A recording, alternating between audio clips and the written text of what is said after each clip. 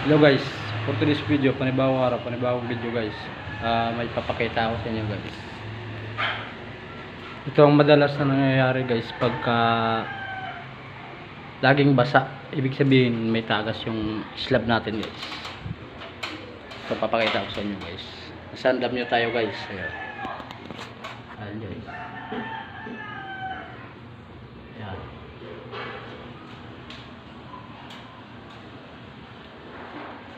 Ayan guys. So pinturahan natin ng bago to guys. Tsaka lilihain natin to ng maayos.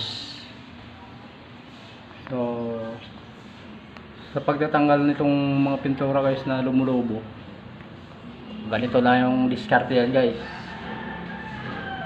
Daliriin mo muna guys. Tulad dito. Yan. Kakayanin mo muna guys. Kita nyo guys, ganyanin mo muna guys para madali yung pag sungkit lang ba guys.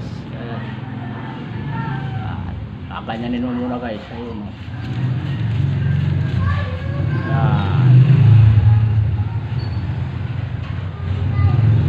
Rahan-rahan lang ba guys. Kita nyo yan guys. Ayun. Ayun. Ibig sabihin lang yan guys, kumakatas yung slab. Kaya yung pinakataas nito guys, naka-waterproofing na. So yun lang guys, bababa ulit tayo guys. Ayun, alam nyo.